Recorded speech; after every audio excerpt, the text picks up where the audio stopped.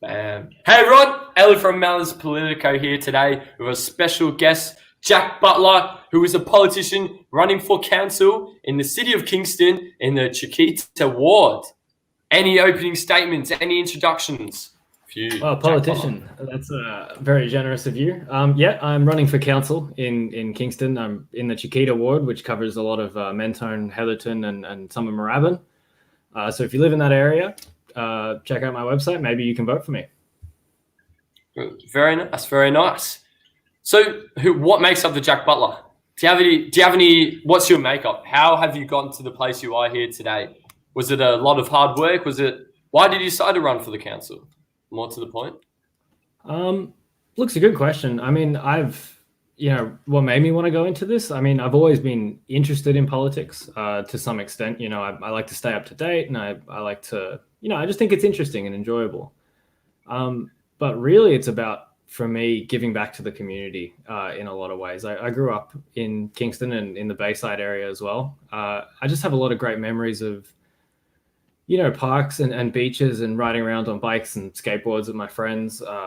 We never felt unsafe or unwelcome. It was so for me, a lot of it's about, giving that experience that I was so lucky and fortunate to have to the kids that are growing up in Kingston today. And I think, yeah, that's really what I'm working for.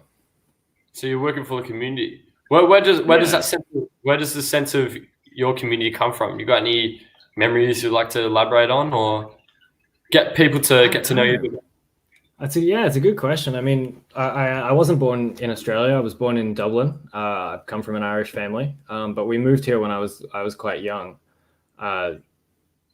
So I had to leave my school there and start going to school here. And I always just felt like I fell right into it. Kids, adults, it didn't matter. Everyone was accepting, and it was just an absolute joy to grow up here. Yeah. Yeah, absolute joy. What was your probably fondest childhood memory of like a city that's just growing up in Australia? I mean, that's a great question. My mind jumps to, I suppose, in primary school and early high school, me and my friends would just get on our skateboards or our bikes, and we would just trek around the different streets, see what we could discover, see what we could find. And what we always found was beautiful parks and beaches, and just everything about it was just awesome. It was such a good place to grow up and just to be free running around, and it was really nice. What about your early childhood memories from Ireland? Were they the same, or were they a tad bit different? What age did you move over to Australia? I mean, I would have been 4 or 5 probably when I moved over. So very young, most of my memories would be from Australia. I'd consider myself mostly Australian. I have a few memories just running up and down the hill that my house was on, and I don't know. I don't have a lot of memories of Ireland, really. I mean, I went back there a lot. I was, a lot of my family's there, so we visit as often as we can. Obviously not at the moment, but of course, yeah, obviously not at the moment. Bloody coronavirus stopping everyone from traveling and seeing family, unfortunately. But do you have any inspirations? You talk about politics as you've always been interested in it. Do you have any certain political or politicians that inspire you, or who inspires you the most to do what you do? It's got to be my parents. I mean, they've just been, it might be a cliche answer, but it's just the truth, really. They've always, pushed me to be a little bit better. They've always supported me when I said I want to do something. When I told them I was running for councillor, they were over the moon, really. And they've been helping me every day with my campaign. They're always, behind my back. I don't have any politicians in my family or anything. My parents are both teachers to some degree, which I think has been a huge help in my life. My education, I'm really fortunate to have had the education I did. I went to public schools, and I just graduated from Monash with a degree in arts, a Bachelor of Arts. But yeah, I'd have to say my parents have really been the driving force behind all the decisions in my life, and all the difficult things I've done. They've always propped me up and supported me. You mentioned some difficult things. What was probably the difficult thing so far in your life that has helped build you into the person you are today in running for council? What's one of those difficult things? I mean, it's always they love just pushing me out of my comfort zone. So last year, in my last year of university, I was lucky enough to go on exchange over to Germany, just for a semester. And really, I didn't want to do it. Like, nobody wants to leave their comfort zone. Everybody just wants to sit on the couch and watch Netflix and then go out with their friends. Like, it's hard to do things because you're scared of failure. And but they really pushed me. They were like, they threw me on the plane basically, and they were like, "You're going." Like, okay. And it was the best time of my life. I'm so glad I did it now. And once you really see that the things you're scared of, you should do them because they're probably going to be the best things you've ever done. And I was terrified to run for councillor. I'm not a politician. I don't know a whole lot about politics or a whole lot about local government, but I'm learning and I'm teaching myself. And the more you do it, the less scary it becomes and the more fun it becomes and the more worthwhile and valuable it becomes. So basically, from what you've been telling me for the past couple of minutes, you've been talking about your sense of community and your sense of going outside your comfort zone. So that's really like one of your key like characteristic traits of Jack Butler, the person, going out of your comfort zone. So when you went to Germany, what scared you the most about traveling to Germany last year? Well, I mean, I don't speak the language is the first thing. I tried to learn when I was over there, and I picked up bits and pieces. But yeah, when you don't speak the language, you're just thrown into a foreign place. You really just got to fend for yourself. You got to put yourself out there. You got to try and make friends and find support groups and people that you can be around. And yeah, I think that's really valuable. I think having that or trying to develop that skill of putting yourself out there and really giving it your all, even if you might fail. And in fact, you will fail. Very often you'll fail over and over, but eventually you'll you'll be successful. I mean, comedians, there's a bit of a weird tangent maybe, but stand-up comedians will just go on stage and they'll bomb night after night after night after night, and they'll never get any laughs, but eventually that just won't get to them anymore. So you really just got to put yourself out there and give it a go. Give it a go. Fight through that negativity and use it for your own good. I like that, Jack. I like that. Bloody huge. So you briefly explained the character of who is Jack Butler. You're a man that loves his community. You've got a bit of compassion there, and you've got a characteristic which is a very hard characteristic to develop in your like through anyone's life, of working, trying to get outside of your comfort zone and trying to make yourself better every day. And it shows that you're running for council. You've never done it before, but you're ready to learn. You're ready to put your body on the line to make the community a better place. And that's what a true leader is made up of, is putting their body on the line for the greater good.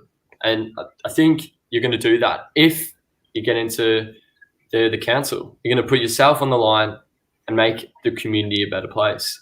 Well, and even if I don't, even if I don't make it in, that's not going to stop me. I'm going to keep trying and keep doing what I can for this community.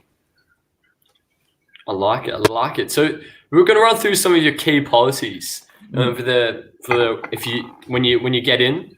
Hopefully, cross fingers. It's a CDS scheme that is from South Australia. Could you elaborate or explain it to anyone that doesn't know what CDS scheme is?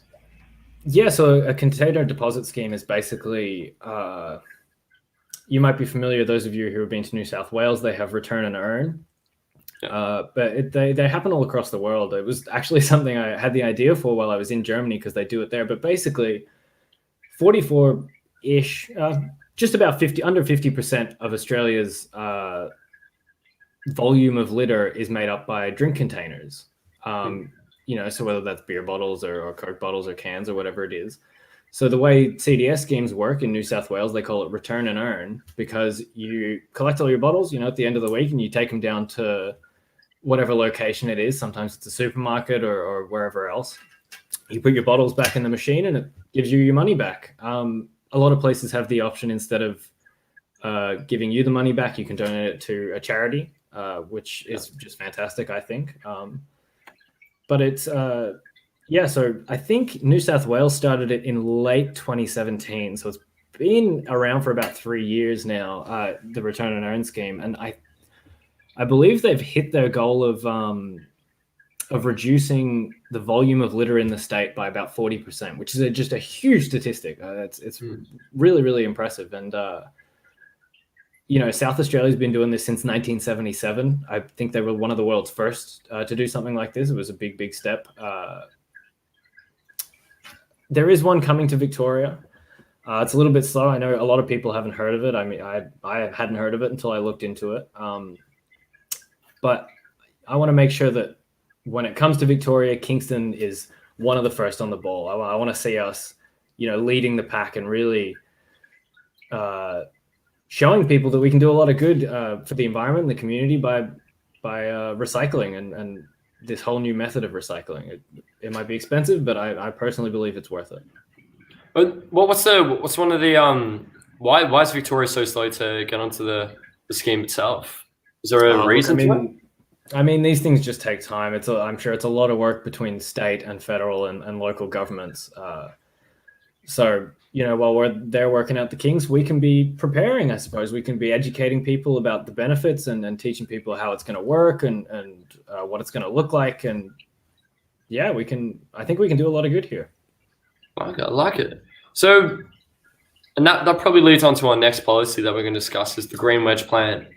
Could you elaborate on it? Because I'm not too particularly familiar with the Green Wedge Plan. What is it and what does it do? I mean, at its core, it's quite complex, obviously, but at its core, it's a plan that looks after metropolitan Melbourne's environment and ecosystem. So there are green wedges across Melbourne, all the way from Werribee up and around and down the Mornington Peninsula. And each of these green wedges is effectively a protected area that is usually beautiful. And we're so lucky in Kingston that we're part of what's known as the Southeast Green Wedge, or a part of it anyway. So it's designed to protect the natural environment. And, that's really what we have to do.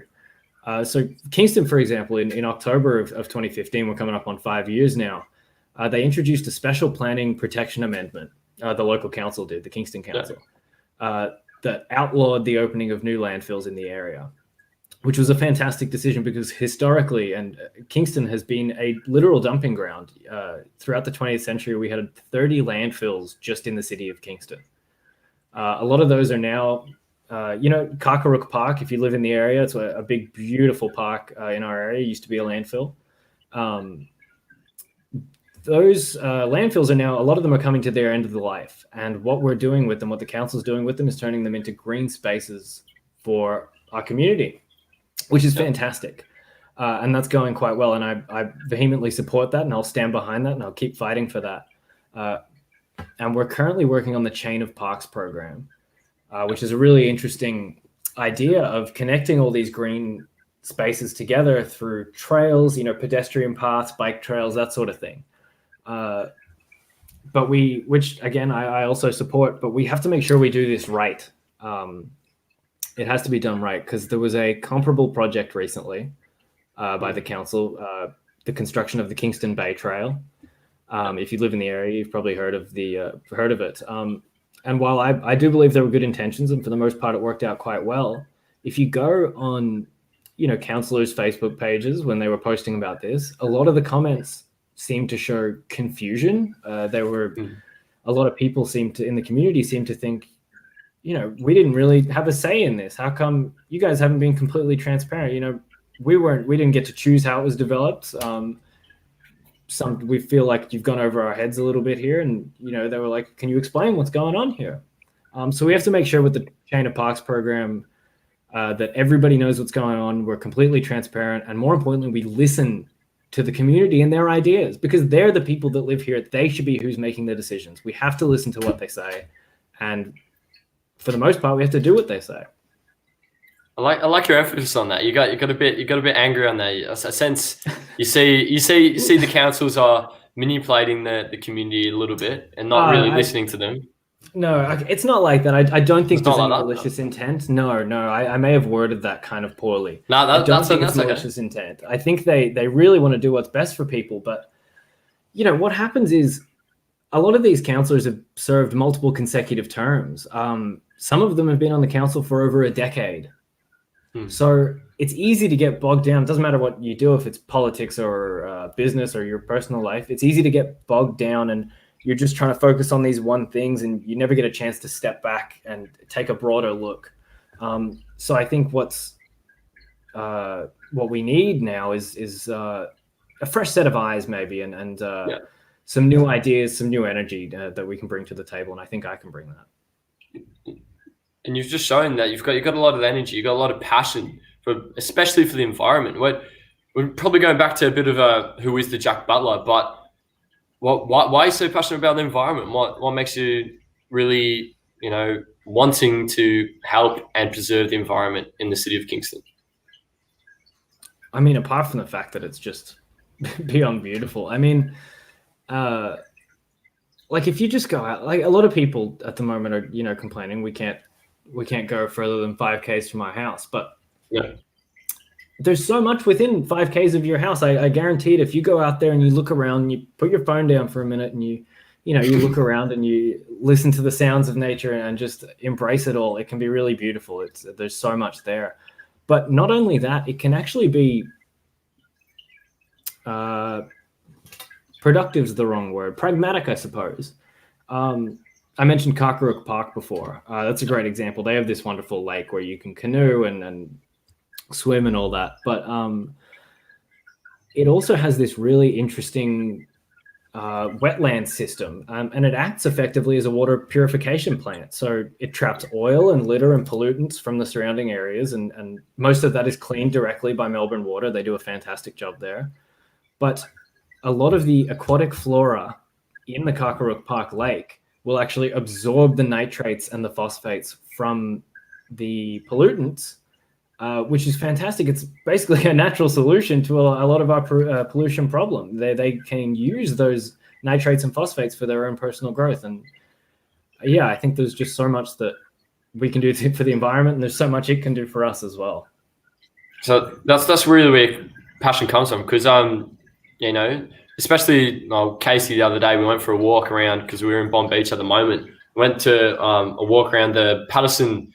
It's like a Patterson River thingamajig. It's like a little trail, and you walk up, and it where the Bridge of Carrum is near. It like leads into the ocean. I don't know the exact name of it, but like you say, even though it's within 5 kilometers of your your zone that you're allowed to travel within, it's still beautiful. The outside world is very beautiful. Once you put your phone down, once you're not distracted, it is a very beautiful thing to witness, and it makes you happy. It makes your day a lot better. And I think that's where it comes to with the Green Wedge plan. You want to preserve these, nature-like sites, these parks, and just link all of them up to make one massive, I would say, not like a utopia, but just a place where people can walk around, just connect back to themselves a little bit, and enjoy the little things in life, and not get too stressed about the bigger things. So that's what you're really trying to do with promoting your environment, is to just allow the environment, people to accept the environment and enjoy it, which will make the community a better place. That probably took far longer to explain it, but that's effectively what you hit the nail on the head there. Yeah, that was fantastic. So that's a key part. You don't really see a lot of focus on the environment, even though parks are small. You wouldn't consider parks to be so environmentally friendly. You see parks as a place where you go to relax, but you don't really understand the full nature of it and what it actually does for the community until you show statistics and what you explained with the phosphates, and how it's it's a natural answer to pollutants. So I think that's a huge thing that people need to realize, and good on you, Jack, for bringing that issue up. we're gonna move from the environmental, arena, and we're gonna go on to supporting the seniors. What do you mean by supporting the seniors? Look, I mean, obviously a lot can be done for everyone, but because of COVID at the moment, a lot of people have been really deeply affected. It's really changed people's lives a lot. And I think perhaps local businesses and the elderly, more than anyone else, have been, affected by this. So really, it's important to make sure at the end of the day, most people just want to know that they're going to be safe.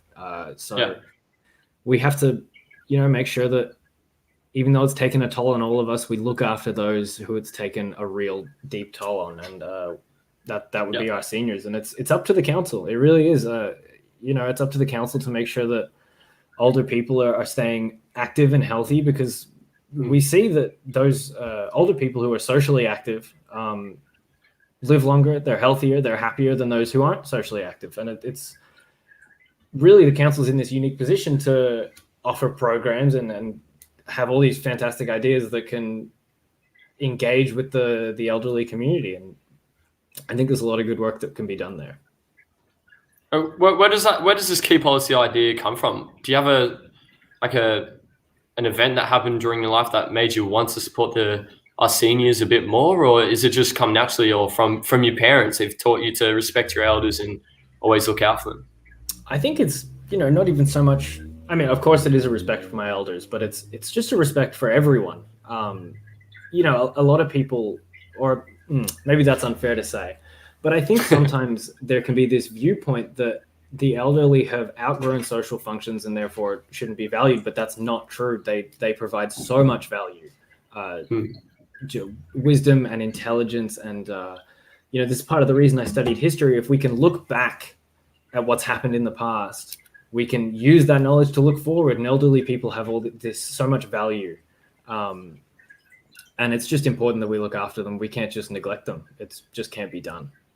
And unfortunately, that scene with they're not really neglected during the coronavirus, but are severely limited because they're the ones that are most at risk to catch the coronavirus and unfortunately die from it. And that probably goes back to your COVID policy. If you do get elected, what would you want to do with COVID, and how would that link up to supporting the seniors? Look, COVID's an interesting one. There's so many conflicting opinions in the academic world and the political world. Every day there's new information. It's such a dynamic issue that we need to solve, and it does need to be solved, and I guarantee it will be solved. About, they have the support now. The council have given the people rebates. We have Job Seeker and Job Keeper to help us along. Yeah. But what about afterwards? Once we go back to a more normal lifestyle, what happens then? Do we just forget it happened and move on as if it never happened? Or do we look at who was affected? We look at the local businesses, and we look at the elderly people and anybody else who was deeply affected, and we give them the help that they need, whether it's economic or we give them mental health plans or just regular health plans. There's so much that can be done, and we really have to take it as it comes. We have to see what the problem is when we get there, and then fix that problem. We can't just now say, oh, here's this that I'm going to do, and just sweepingly throw it out there and kind of forget about it. We have to see what individuals need, and we have to understand where the community's at and where the community's heading, and make sure that they're going to a place that everybody wants to be. And we can't just leave people behind because it's easy or it's cheaper. That's not an option to me. Yeah. So that comes back to your sense of community. You want to help everyone. You want to make everyone grow within your community, which is a great trait to have. Come back to so you've got I'm getting a feeling that you've got a real sense of preparing your community for the future, especially with what you're talking about with the environmental schemes that you're going to put in place, and with supporting the seniors. But you've got another one with supporting kids or the children within their community, and you've got creating conversation about safe drug use and the walking to school program. have you seen those programs from your own experience help children? I mean, particularly creating the conversation about the drugs. More talk about that. I mean, just anecdotally, I did the walk to school program when I was in primary school, and we would all line up and pretend we were driving a bus as we walked to school. It's just good fun, really, and it gets kids active and moving and healthy. Obviously, creating conversation is a great program. I was never exposed to it when I was in school, but it's important that, and not just that one. That was one that I mentioned, but there's so many things we can do. Then we have to teach kids about drugs and sex, and we have to teach them about sexuality and equality. And we can't. Throughout the 20th century, this was a common problem. We just told kids, no, don't do that. No, don't do that. That's it. End of story. Don't talk about it. It's taboo to speak of. But we can't have that. We've seen that it leads to a dangerous environment. Kids have to be educated. That's why they're going to school. So we have to make sure that they're educated properly, with real data, not just based on the whims of politicians or the media or whomever else. So it's really about education and enhancing communication. We want kids to be comfortable speaking openly and freely with their teachers and their parents and whomever else. It's important to make sure that kids are properly educated, I think, is the key point there. And that we had a sort of experience in that in primary school. Can't remember the name of it. I'm pretty sure the giraffe fan thing we did. I can't remember what that giraffe was called.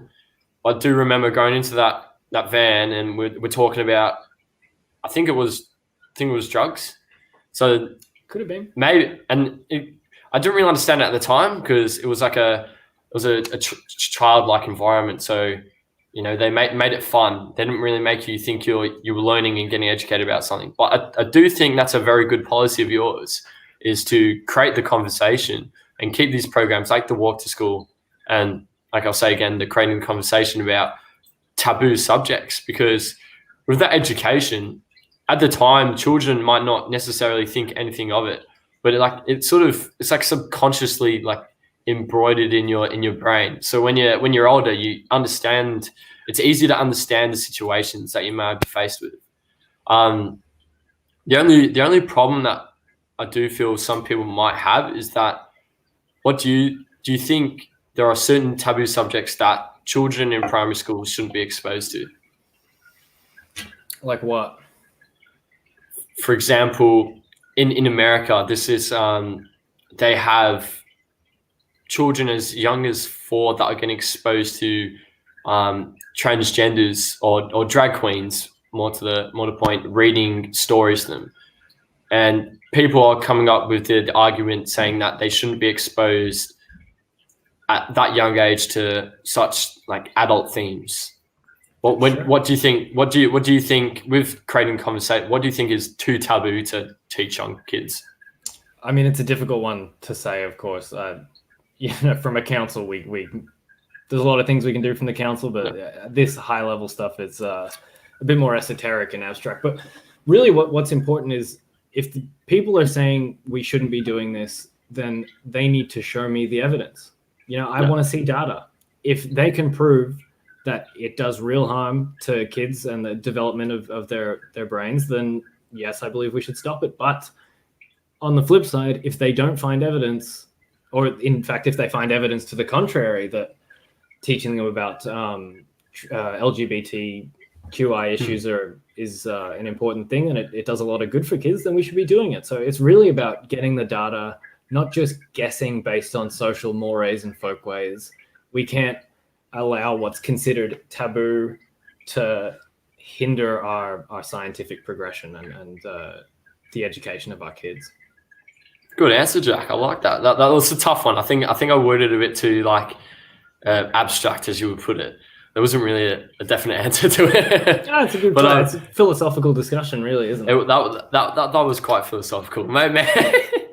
I'm just going to quickly turn a light on, Elliot. Just give me 2 seconds. Of course. We'll give him. But yeah, that was a bit too heavy, that one. But there we go.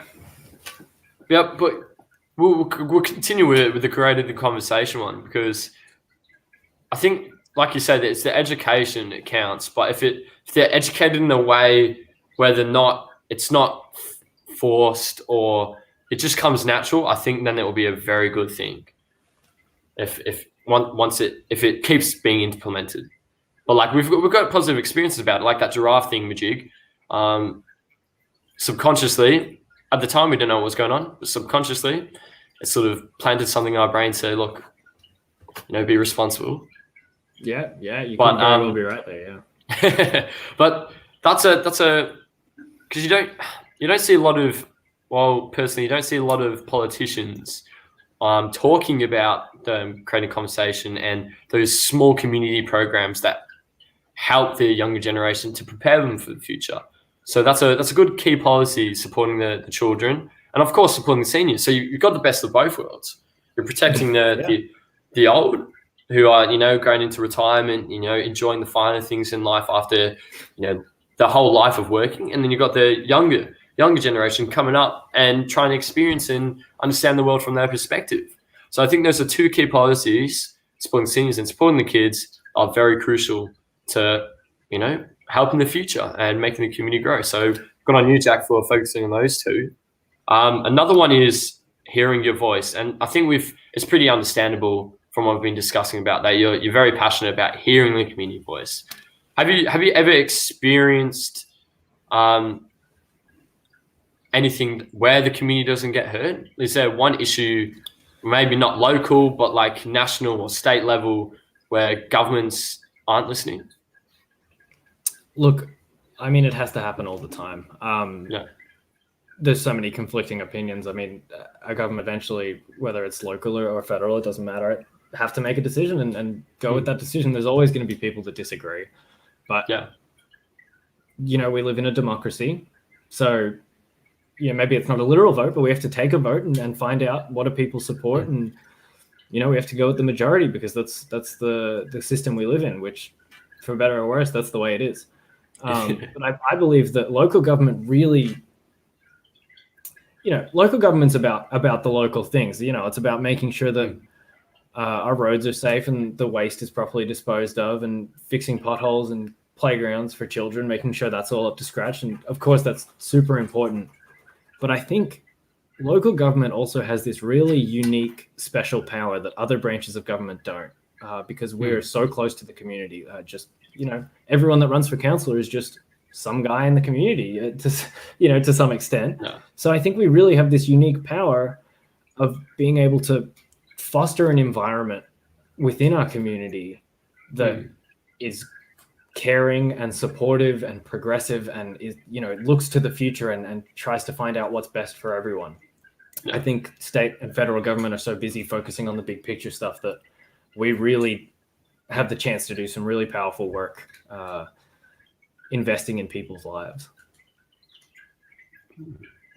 Like it, Jack. Now that pretty much just links up all your key policies anyway. That you're preparing for the future and protecting the people that have come before you. So we're gonna move on to the Moorabbin Airport one, because you touched base on this one on your page. Could you just elaborate? What do you mean by this? Why are you focusing on Moorabbin Airport? What's the story behind it? Well, Moorabbin Airport obviously is in my ward in Kingston, in the Chiquita Ward. And I was going to say issue. It's not a constant issue, but it's constantly something that people are aware of. And it's, I believe, one of Australia's busiest airports. There's, it's actually quite nice. There's some hills out there you can go and sit on and just watch the planes come in and out. It's very lovely. But we, as the council, have to make sure, or the council has to make sure that it's safe. And that's really what people care about. We have to make sure that it's safe for, both the people that work there, because it's a large employer. We can't just get rid of it, but we have to make sure it's safe for the people that live around there. And we have to also make sure that it's not overdeveloped. Again, this leads back into the green wedge thing and looking after our environment and our citizens. We can't be building, expanding this airport forever and ever, so it takes up the whole of Kingston. Obviously, I'm not saying that's going to happen or that is happening, but we just have to keep a close eye on it, and we have to maintain it, and we have to listen listen to the people who live in that area, because they're the ones boots on the ground, really. They're the ones that are close to it and connecting with it, and so we have to see what they have to say, and then we have to act on it, and make sure it's maintained and kept safe and not overdeveloped. Is there any proposed plans or any plans for it to be developed even more that you know of?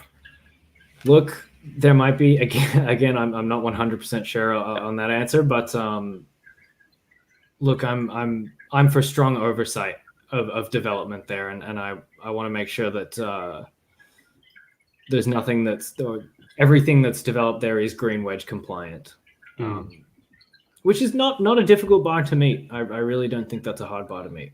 No, it's not. It's not really. It's basically you're keeping the good. It's a major employer, and you're protecting the environment in the future for the future communities, which is a really good, step in the right direction. And fun fact of the day, Moorabbin Airport's the busiest airport in the southern hemisphere. So it's crazy. It's crazy busy. Wow. I knew it was one of, but I didn't realize it was the. That's wow. What a title to have. And that's, in my ward, just up the road from me. That's crazy. You got a big thing to manage there, Jack, but I think you can do it. You got the hard work ethic to do it. We're going to the next one after Moorabbin Airport. Improving accessibility. What do you mean by this? Elaborate. Okay. Well, accessibility, obviously, for those of us that don't have the same mobility, we need to make sure that it doesn't matter who you are, or it doesn't matter. It doesn't matter who you are. Everybody should have the right to and equal access to facilities and amenities across Kingston, whether that's our public transport system, whether that's our parks and beaches. And I think for the most part, Kingston is quite good at doing that. But, again, we just have to make sure not to get bogged down and lost a little bit. And we have to make sure we keep maintaining it. And I want to keep a close eye on it. But I do think Kingston is doing quite well in that regard. But it's important, again, to keep a close eye. Of course. And that's where your sense of community comes back into play again. It's just you want to create a perfect community where everyone's happy. And once everyone's happy, and everyone can easily grow and create a better tomorrow. We're going to move on to the next question. What's your favorite place in the city of Kingston? Like, not in your ward, the ward you're fighting for. What's your favorite? That's such a tough question. That's a tough question. I'll narrow it down. What is your favorite thing to do if is there any certain restaurants in your ward, or actually you can't really experience there's a lot. I mean, yeah. For me, so I was developing my website, Jack Butler for Kingston.com. Feel free to check that one out. Quick plug. And so I went for my hour of exercise. I went out with my phone just as a camera, and I went to Carkerook Park, and I went down to the beach, which is all within 5 Ks of me. And so all the photos you see on my website, I took in 1 hour within 5 Ks from my house. And I personally think they're very nice photos that really show off the beauty. And for me, just getting out, whether it's going for a jog or a walk, or, if you have a dog, taking your dog for a walk, and just enjoying the parks and the beaches, because not everywhere in the world has this. And I think it's so easy to take things like this for granted. It's so easy to do. So it's important to just, get out there and, check out your parks and everything. But speaking of local restaurants, the one that jumps to mind is in just around the corner from me in Thrift Park. It's called Meat Patty. And they just do killer burgers. If you ever get a chance to try their burgers and support your local, they're fantastic. Shout out to Meat Patty. I've never been there personally, but Jack says it's good, so it must be good. So give it a go. Give it a go. What are some of your favorite parks to go to within your ward? Come to mind. As I said, is an obvious one. We've got. Is that the one?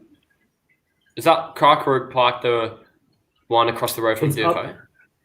It's up. No, it's up on the end of South Road before it becomes the Dingley bypass and the intersection of Warrigal Road. It's a big park. Oh, so it's near the Vic Roads then. It's near the Vic Roads Centre. Or across the yeah, bang on. It's literally around the corner. Yeah. All right, I know what we're talking about. If you get a chance to go there, it's really beautiful. It's just awesome. Great place for a picnic. You know, they've got barbecues and lovely places to sit and everything. There's also just literally a minute from my house. There's a little park called I think it's called Mentone Racecourse Park. It's a tiny little place with just a little pond, but if you go and you hang out for long enough, you'll see little frogs jumping along the bank of the little pond. It's very nice. It's very cool. I mean, yeah, we've got to preserve that type of stuff. We've got to preserve the little things in life, the 1%ers that make the day much more nicer.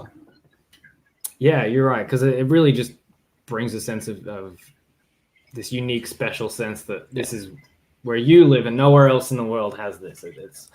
It's unique and we have to protect it. Yeah, no doubt. I like that, Jack. I like that. So I think that's summing up pretty much your policies, what you're running basing on. So we'll do a quick summary of it to everyone that's listening and watching. It's the CDS scheme, which is basically creating an initiative. Once Victoria gets it, creating an initiative for people to, recycle their goods and get a monetary, gain from it, which is a good policy to focus on. And you've got the Green Wedge plan, just basically protecting all your nature reserves, all the environmental places. Also, Jack, if I miss any policies, please, feel free to tell me that if I did miss them. Improving the parks, which is self-explanatory, under the Change of Park project. We've got supporting the seniors, especially with the COVID-19 crisis and the recovery from that. Supporting children with programs, creating conversations and walking to school are the examples of such programs. Basically hearing your voice, just being the man they can look to when you want something done and you don't know where else to go, you can talk to Jack and you'll hear your voice and try his very best to get it done. And Moorabbin Airport, controlling the development around that area and improving accessibility for everyone. So that's basically the summary of your running. That's the Jack Butler. That's the Jack Butler for the city of Kingston.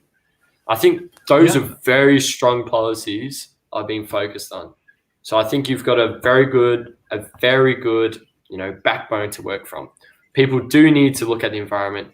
People do need to be supporting the young and old. Of course, keeping what's good like Moorabbin Airport, but making sure that it's not, abused. So good job, Jack. Good job. Yeah, and it's not like I came into this with all these ideas in my head and I just went, this is what we're doing, bang, bang, bang.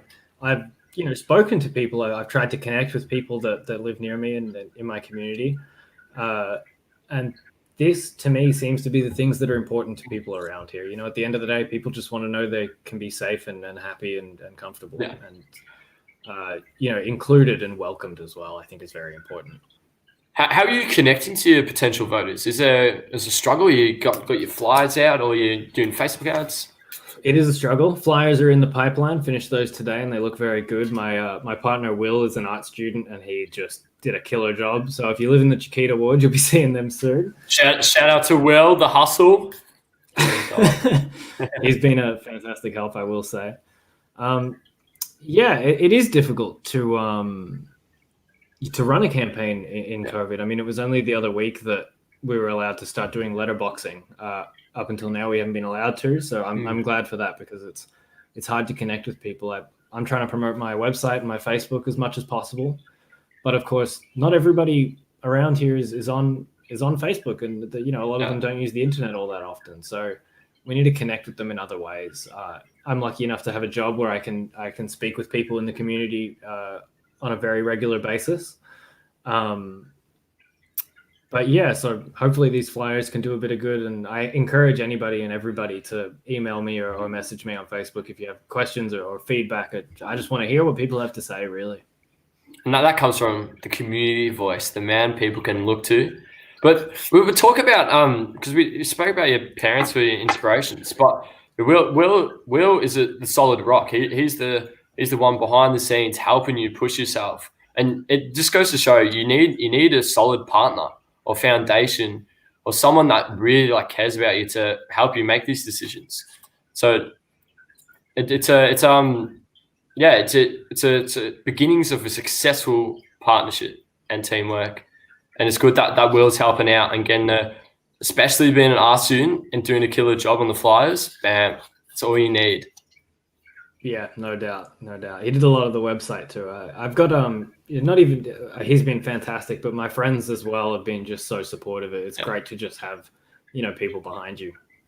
And that's good. You've got people behind you, got a team, and that's what you need to grow as a person. So proud of you, Jack. Keep it up. I'm proud of Will. I'm proud of your mum and dad. I'm proud of everyone that's supporting you and doing this because it's no easy task, especially for a 21-year-old. Bloody running for the local election. And yeah, but we're seeing a lot of people our age, putting up their hand to do it, which is good. It is good. It's something we really need in local councils is some younger voices, I think. And I feel like a lot of people would agree with me. Exactly. We'll talk about what you did at what degree you did in university. So you completed, was it a history, wasn't it? It was a Bachelor of Arts. I majored in history. So what was your passion going into that? Was it linked to you running for the local council? No, it really wasn't. This honestly was not a plan for me. Not to say that I didn't see myself in politics at some point, but it came along a lot quicker than I expected. But yeah, for me, I enjoyed history in high school, really. And I didn't know what I wanted to do when I grew up. So I thought, let's just do something like a BA that's pretty broad. Let's just study things I enjoy. And I found as I studied it more, I enjoyed it more. And I started to realize that it wasn't just, it was actually teaching me valuable skills. Especially, I think, obviously I'm saying this because I have a degree in it, but I think history can really teach us a lot about people and about how they think and how they act. And if we didn't have history, if we couldn't look back on mistakes we've made, then we wouldn't be able to progress. And I think we often make the same, history repeats itself. It's a classic saying for a reason, because we make the same mistakes over and over and over again. So it's important to have, people that can reflect, look backwards, and use that knowledge to look forwards. Good man, good. And I think that comes to your policies again. It does link up. It does. It all connects in some way. But I'd like to, give the viewers some inspiration, because I remember you telling me, because fun fact, we both worked together at Audi Bay Road, Cheltenham. But you were telling me about how you had to write a letter to get into the Bachelors of Arts, to get into the course itself, because you had a bit of trouble getting into it. Am I correct, or? I didn't do so well in high school. I didn't apply myself very well. It was a mistake looking back. I wish I had, but once I finished, I didn't get a great score, but I wasn't going to let that stop me. If anybody that's listening is in high school now, it's not the end of the world if your ATAR isn't over the best in the school. It really isn't. You'll move past it. You'll find something that fits you, and it'll really work out. I'm almost sure.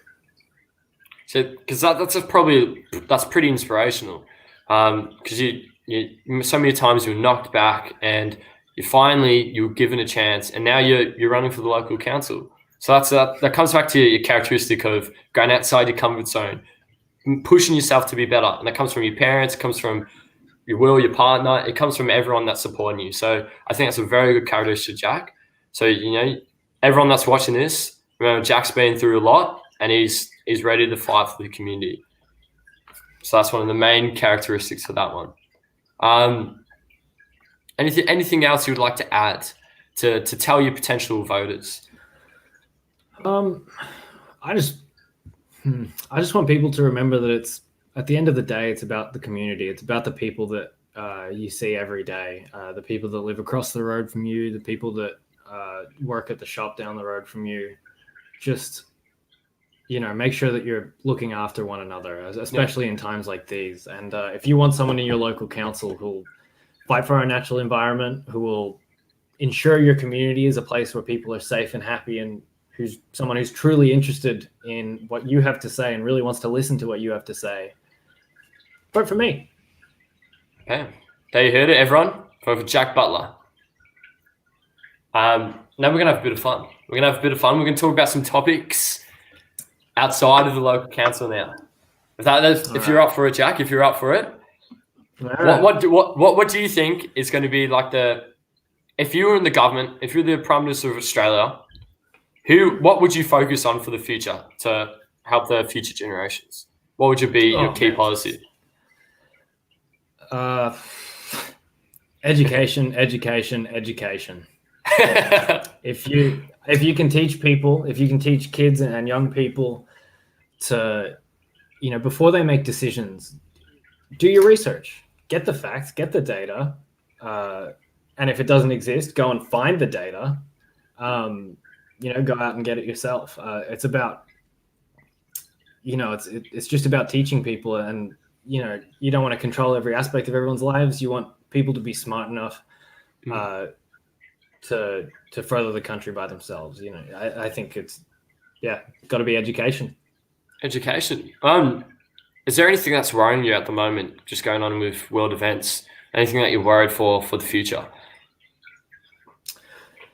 Oh, worried for? I mean, it's hard to say. As I said, I studied history, so it's easy to see now as the end of the world because everything just seems so crazy and that we've never dealt with it before. But if you look back, all the things we're dealing with now have happened in the past at some point before, and people have gotten through it and things have gotten better. And I like to think of myself as an optimist. I think things will get better, and we just have to every day keep chipping away at it until we get to where we want to be. And we get to that light at the end of the tunnel. What do you think will be the aftermath after the coronavirus once we potentially get a vaccine or we go to a new normal? What do you think will that new normal be? That's so hard to say, isn't it? I mean, part of me thinks everyone will just forget about it and move on, but I know that's not the case really, because a lot of people were hit a lot harder than I was. I'm so fortunate to still have employment and to still pull in a little bit of money. Like a lot of people just weren't as lucky as I was. So again, it's about making sure that we focus on giving people the help, giving people that really need it the help that they really need. And I think everybody has to do their part there. The council can do a lot and should do a lot, as well as the state and federal government. Nobody should be left behind here. It just shouldn't happen. There's no reason it should happen. We have the resources to help people. That's what we should be using them for, making sure everyone's pulling through.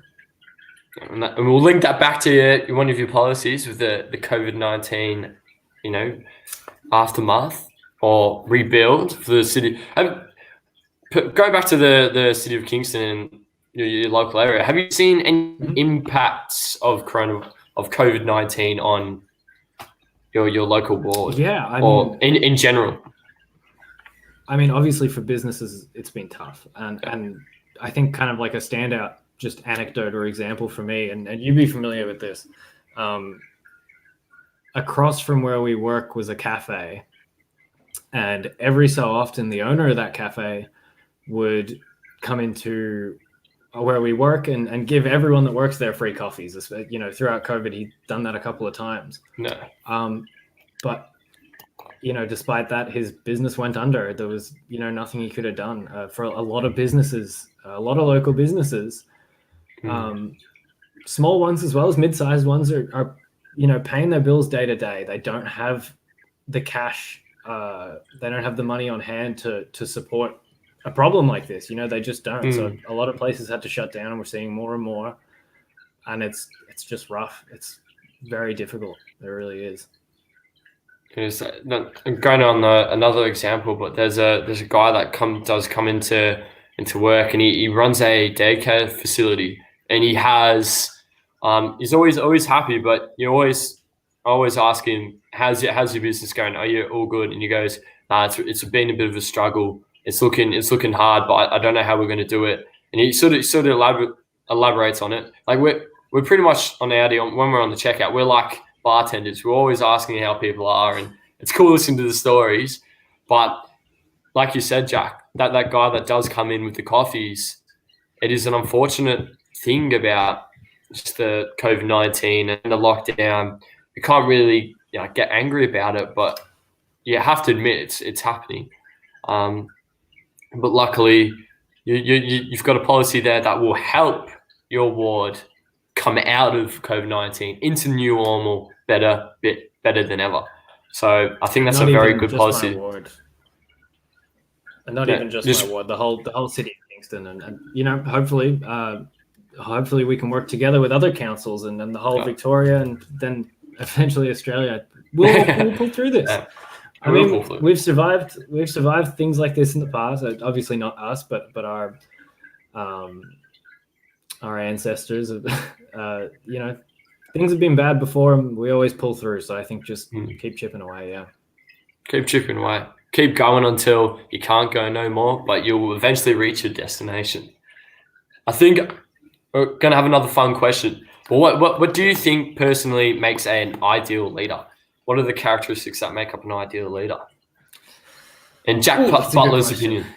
That's a good question. And, almost an impossible one to answer, but a good leader. I mean, a good leader to me has to be someone that understands the people he's leading. Yeah. They have to be in touch with the people that they have authority over. They have to understand what their worries and fears and hopes and dreams are in order to rule effectively. They have to be empathetic, I suppose, to what people want. They have to make difficult decisions. As hard as it may be, you can't please everyone when you're a leader, especially if you're a prime minister or a president or even a premier. You can't please everyone. You've got a tough job, and at the end of the day, you just have to make the decision that you think is best. So you really got to trust it, and you really got to. Again, we were talking about making sure you look at the facts, get the data, get the evidence. You have your head screwed on. You have to be analytical. I think is really important. But yeah, really, it's about the people. So it's about listening and learning. Do you have any leaders that you would put into that as an example in the world at the moment? Who listen? In the world at the moment. I mean, we've got an interesting bunch of leaders in the world at the moment. I said I visited Germany. I think Angela Merkel is doing a fantastic job over in Germany. I think Jacinda Ardern in New Zealand is a fantastic prime minister. I really do. I respect what she stands for and who she is. Trying to think. Yeah, I'd say those are the two, world leaders at the moment that I do have respect for, and it's hard when you're a world leader. When you're a leader of a country, you're always going to have about half the people aren't going to like you. So that's like you said before, you mentioned before, that's unfortunate side of living in a democratic society. There's always going to be a half that is on the losing team, and they will hate your guts. Yeah. And then again, a good leader has to accept that. They can't be constantly thinking about that or worrying about that. They just have to do what they think is best. And yeah. Wait, what going to leaders? I'm going to ask this question. I always ask it during every live stream. What do you think of artificial intelligence? That's a big question. That's a huge question. It depends in what sense you're talking about, I suppose. Are you talking about like the modern development of it? Are you talking about its use by corporations, or are you talking more about the idea of it? Like, just basically if the local council, and you're a councillor on that council, and they're going to implement an AI system where it uses biometrics to like scan and like look at where people are going and who they are and identify them, and they wanted to implement it into your local council, how would you feel about that? I'm gonna be honest, I wouldn't feel good about it, but not because it's AI, more because of what it's being used for. I think AI has obviously the potential to be just an incredible resource for humanity. It can just do so much, and as we develop it further, and if we ever do get what's often called strong AI, artificial intelligence that can beat the Turing test and is indistinguishable from a human or from a human brain. It'll be, it's almost, what can you say? It's just fascinating that the thought that that's even possible is within our grasp, maybe a few decades away. I think it can be used for a lot of good. I mean, it can be used for a lot of bad, but most things are like that in a lot of ways. So I think with proper development and fairly strict regulations, I think it's important for governments to regulate uses of AI and development of AI. But it's a fascinating thing. It really is. It's the next generation of the world. Really, it's going to change the world. It is it's fascinating, it's scary, and it's exciting, all rolled into one. You don't know what's going to happen. What do you think? Do you think because that comes out again? You're very, very optimistic. You do think that AI is going to be a good, good for humanity. Of course, it's going to have your bad. But what happens if it is? We're living in a society where we're getting tracked every day. Would you like that? Would you like that with artificial intelligence? Like if they use it under the poise of it's for our own national security and safety. Yeah, I mean, it's to some extent it's happening already. If you're on Facebook or if you use Google or if you use Amazon, they pretty much know everything about you. If you carry a phone on you, they know exactly where you are at all times. I mean, it's already happening. We can see without getting into geopolitics too much, we can see in China that in some cities, every street lamp has a facial recognition camera on it so that the government can constantly track where people are and what they're doing. And it's obviously an incredibly dangerous thing. And it's a real threat to democracy, a real threat. And it's something that has to be dealt with and regulated. We just have to make sure it doesn't go. I mean, some people will argue that it's Robert McNamee, who was he's a venture capitalist, and he helped Mark Zuckerberg start Facebook. But he's now a vehement opponent of Facebook and what they're doing. So he's saying it's very damaging to our democracy, and it's I don't know. It just has to be regulated, and we just have to be optimistic and hope that it's used for good. And I think over time we'll figure it out. I really do. I like your answer. This is going to be a bit of a silly question now. But what do you think of TikTok? What do you think of TikTok? Do you think it's a security concern, or do you love going on there and having a dance? I don't have it personally. I think it's really interesting business model. I mean, especially, when it came out, it was literally a data mining app. I mean, there's very little evidence to dispute that. I mean, that's what it was. It was the CCP having a hand in ByteDance's TikTok, which was just pulling data and sending it to the CCP. Whether that's worse than Facebook or Google or Amazon or Apple even taking your data and using it for their purposes, I don't know. That's an ethical question that's difficult to answer. I don't know. It's interesting, especially I think Trump's recent decision to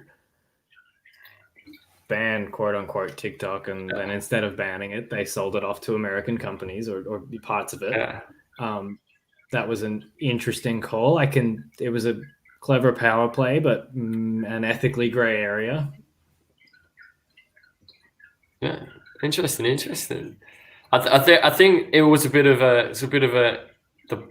the executive order on trying to ban TikTok kind of like blew up in Trump's face a little bit, because I didn't think he wanted an American company buying it. I think he just didn't want it in general, because China's still going to have a backdoor to it anyway, because it's still owned by like Tencent, which, if anyone knows what Tencent is a Chinese company that literally buys everything, has stocks in everything, and the CEO of Tencent is in the Communist Party himself. So they're still going to exploit the data. So I don't think Trump wanted that to happen. So it kind of exploded back into his face a little bit. Well, perhaps, yeah, that's definitely possible. But at the same time, American companies that are his supporters, or people within those companies that are his supporters, are making a lot of money now. So that's who true. knows? Nobody won, really. Honest, like that's They're all losers. Yeah. All right, sweet. So, are you happy with today's podcast? You got any last things to say for your potential voters? Just one more time, if you really want to be listened to and you really want to have a say in what's going on in your local community, vote for me. If you live in Chiquita Ward, so if you live in Mentone or Heatherton or parts of Moorabbin, look me up, Jack Butler for Kingston. And if you can vote for me and you feel like voting for me, vote for me. Bam. There you hear, everyone. This is Jack Butler for City of Kingston in the Chiquita Ward. His main policies are on the environment, using a CDS scheme when it comes to Victoria, improving the parks and accessibility to the parks, supporting the seniors, supporting the children and kids by using programs sort of creating conversation, that big giraffe thingamajig, and walk to school program. Also hearing your voice. That's one of his key policies. A COVID-19 plan into recovery, which will make communities stronger. Protecting Moorabbin Airport from overdevelopment and improving accessibility for everyone of all creeds, race and colours and whatever, sexualities and everything in between, from having a great time in the City of Kingston in Chiquita Ward, making everyone happy. This is Jack Butler for Chiquita Ward, City of Kingston. Thank you for everyone tuning in. Elliot from Matherspolitico signing out, and Jack Butler. Thank you. Thanks, Elliot.